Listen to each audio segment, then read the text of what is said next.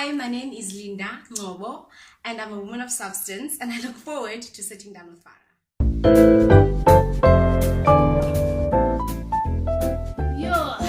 This is Nana, and I'm looking not a woman of substance. Human being with flaws and a casa diva. This, okay.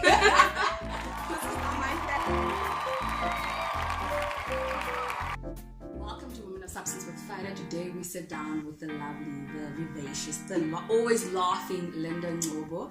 She is currently the Administrative Associate at Poverty Action Lab, and I'm so happy to have her on the couch. How are you, Linda? Hi Farah, I'm glad to be here firstly. It's an honor to be sitting on this couch. And I guess I'm good.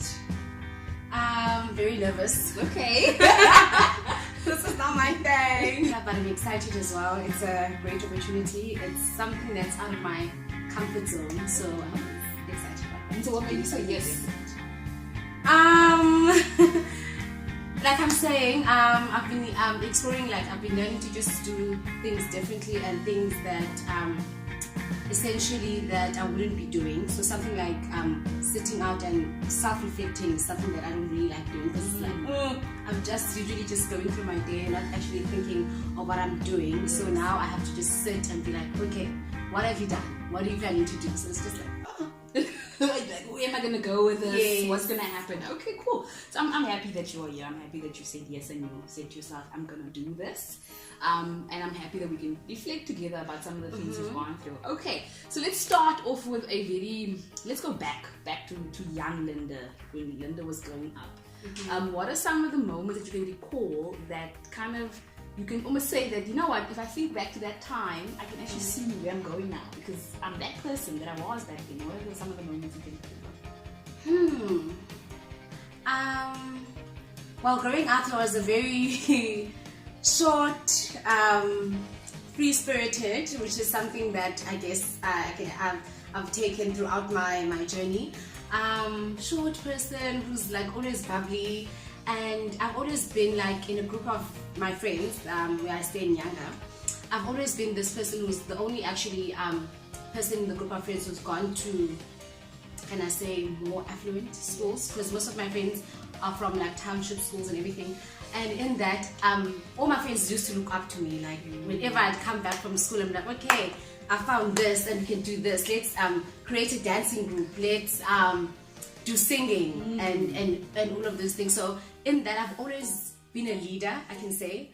But it's quite weird, because when I look at myself now, I'm not that young person who's always creative, a leader. Yes. I'm sort of like growing into a person who's more shy, which is actually very weird, because back then in my childhood I was always like leading and doing all these different things. But looking at myself now, it's like I'm a totally different person. In my room, my sister called me and was like, okay, that person. And I was crying, I was so emotional in my room. But then I told myself, you know what, I'm writing this exam no matter what. Okay, so then tell us a little bit about some of the roles you're playing in your life right now and how you're managing that.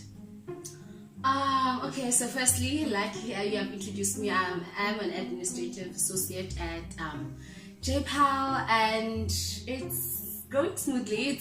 I think it's been first 6 months. I am 6 months into it now, and I've had my first performance review. Okay. Last week. I think it was like so weird, but yeah, and it's awesome. What else? Well, I'm currently the breadwinner at home as well, which is something totally different as well. I'm just like, oh, okay, you have to pay taxes. I'm like, oh, it's happening. But it's fulfilling, I guess. I'm enjoying it. So are there any roles that you would like to take on in the near future, or maybe in the far distant future? Yes, so the near future, I'm working towards women empowerment, and in women empowerment specifically with women abuse, and because I've seen that there's a lot of conversation that's happening, but I don't feel like the conversations are happening in areas that need it the most.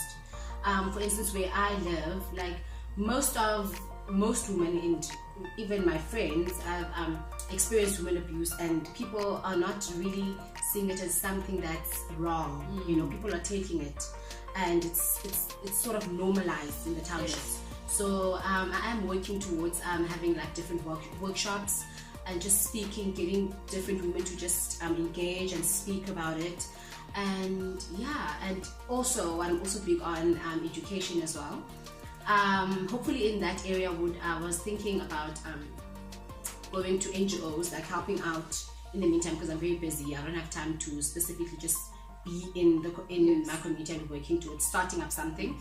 But yeah, so being an activist is something that I really want to do. You want to push it as far Push it. as possible. Why is it important for you though?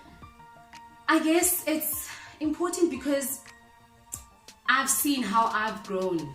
My growth and I've seen where people are, and I really think that people are not informed enough. It's not like people don't want to do things, but it's because they're not really informed. And since I am there to actually give people that knowledge, that's why I feel like it's so important. Because looking back, when I was still in high school, before I even came to varsity, it was like our mentality. I was all about. I was like, oh, I would glad to just finish grade 12 and 4,000. If I earn 4,000, that's like, wow, I can do this and this and this and this. And that's the mentality that people have even today. And whenever I speak to people are like, if I would only get a job at like a cashier and I just earn 4,000 out, like my life is great. Actually, like, but then I can't judge because looking back, where you were, I was there, but now I've got the opportunity of actually experiencing and seeing that there's a whole new world. So I just want to get people informed and expose them to. So then, can you recall that moment, that really moment where your mind changed about yourself?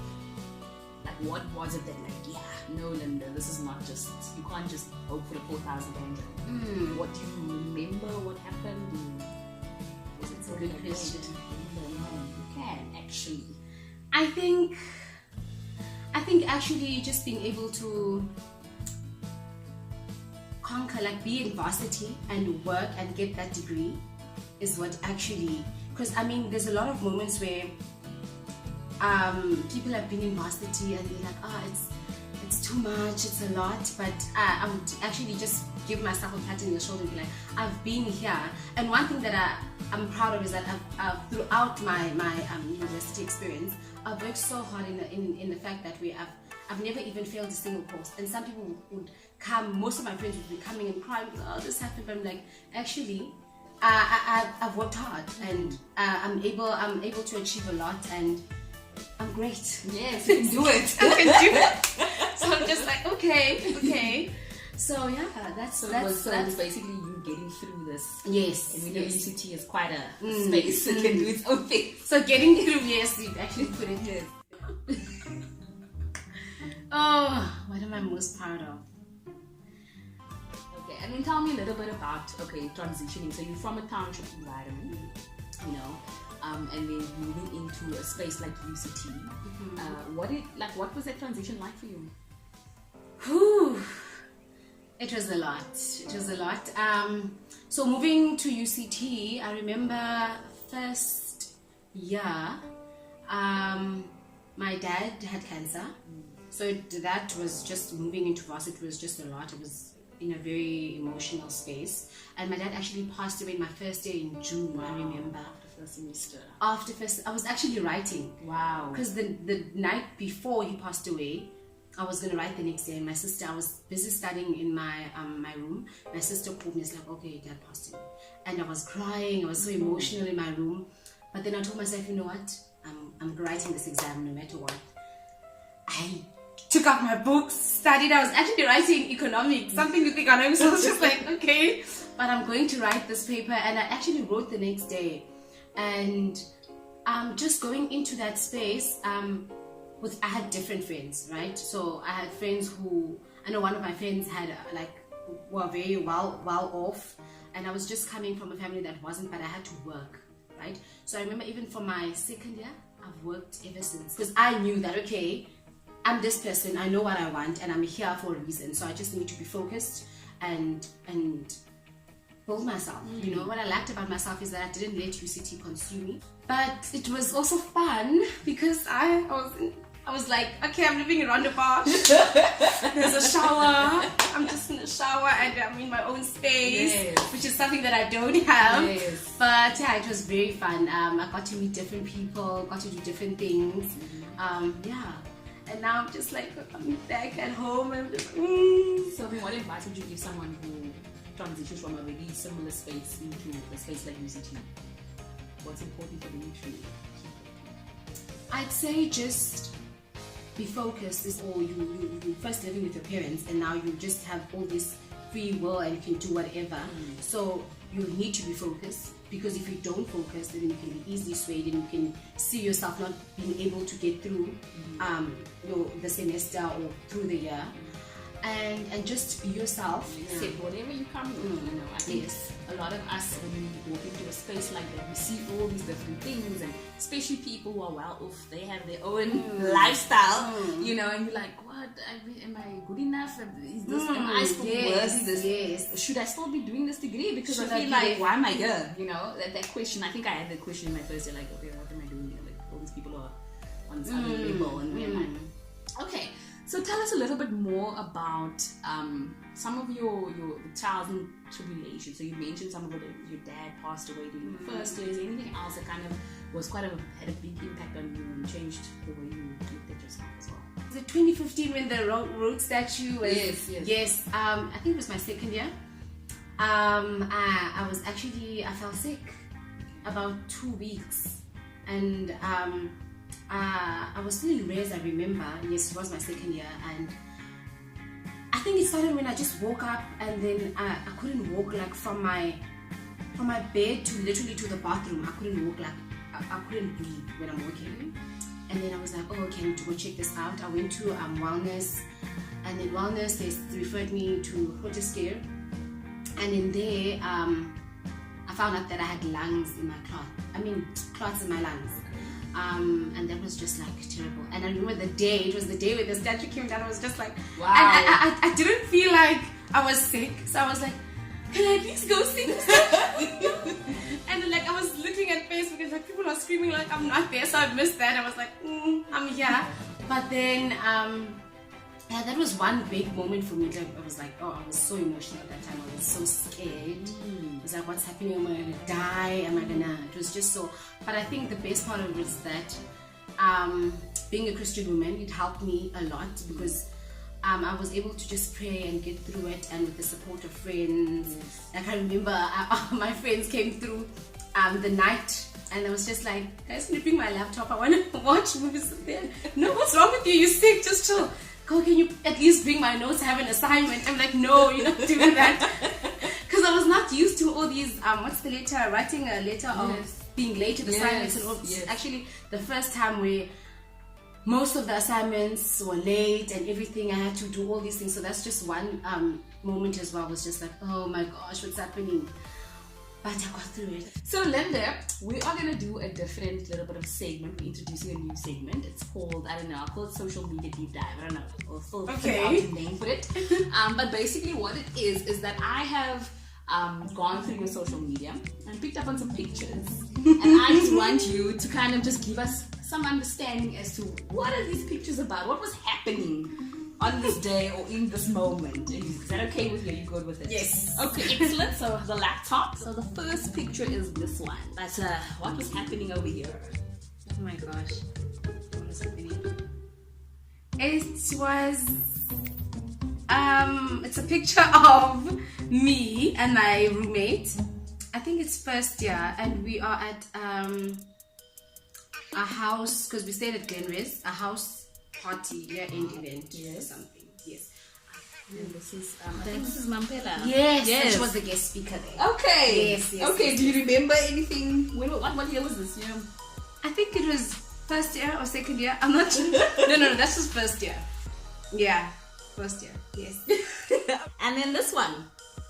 Ooh, that was last year, and it was Oyama's 22nd birthday at the President Hotel.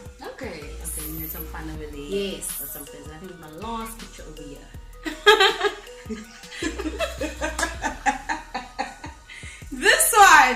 This one actually, it was my first time going to Cubana. That's all I know. Okay, that. Linda, so tell us a little bit. So we're gonna move towards Linda in the future. What is it? So what is it that you would like? How would you like people to remember you? So if you had to describe, if they had to describe you in like 5 words, what would you want people to say about you? Ooh. First one would be I'm very free-spirited, engaging, I guess. With me, I don't feel like if I meet like people for the first time, this is all I was actually saying that it's very funny. Even if I'm in a taxi or I'm just passing through, like I'm not a person that's very intimidating, so people is always comfortable to just speak with me, and sometimes even like speak about things. I'm just like, oh, personal things. I'm just like, you don't even know me, but you're getting all personal about it. But, you know, yes, and I'm very loving, and I care a lot. What are you most grateful for? Oh, I'm most grateful for being alive. What are you most proud of?